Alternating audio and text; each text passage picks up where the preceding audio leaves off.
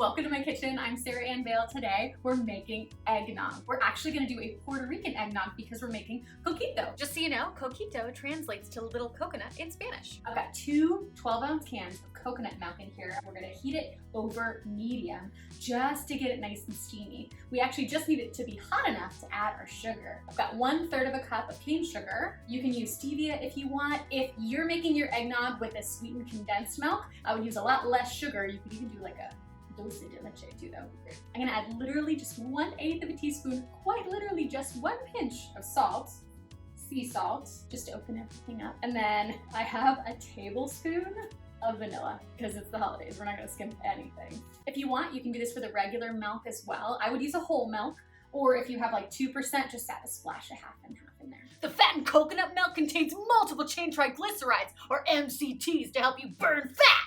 We've scalded our coconut milk. I see little bubbles all around the edge. You don't need this to be a rolling boil. We just need a lot of steam and itty bitty bubbles. I'm actually gonna turn this all the way down to low because we don't need to cook it anymore. What we do need to cook is our egg. We're gonna cook our egg because it's eggnog. If you want, you can omit the egg. I would just add like 2 teaspoons of cornstarch or like 2 tablespoons of flour. I'm gonna whisk up my egg and get everything prepared first before we start to temper. Tempering means you're very gently bringing it up to the temperature you need. You gotta love your eggs. You gotta be patient and kind with them, otherwise they scramble. In order to be gentle with our eggs, we're gonna introduce just a little bit of our warm coconut milk into the egg first. We just need a little tiny bit. You can see it's steaming, so it's very, very hot. You wanna be really, really careful and incorporate just a tiny bit at a time. It's like people who are nervous. You wanna be gentle when you introduce them. Literally, we're just gonna drizzle a slow stream into our eggs that we're already whisking.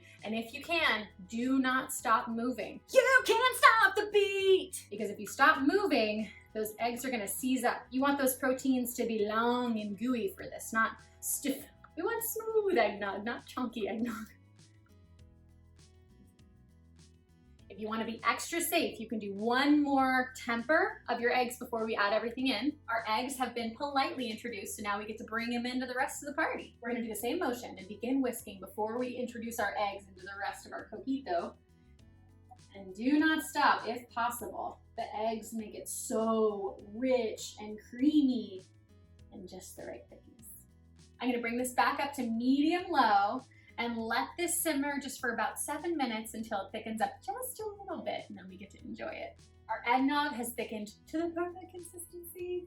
If you wanted to go the classic French chef route, you can actually check by running your finger along the back of your spoon.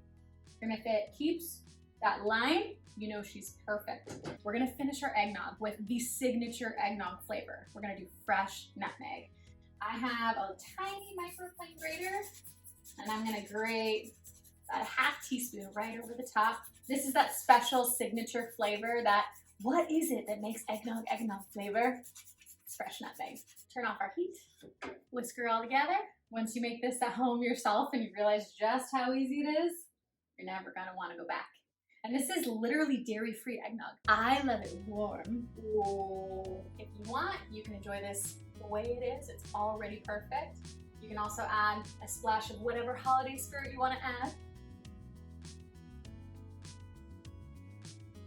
Ooh.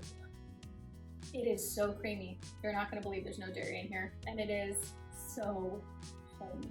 It tastes like the holidays. You can enjoy it warm or chilled. I put some whipped cream and cinnamon on top for a little extra spice. This is so good. I'm so excited for you guys to try it. Thank you for cooking with me. I will see you next week with a new diet-free recipe.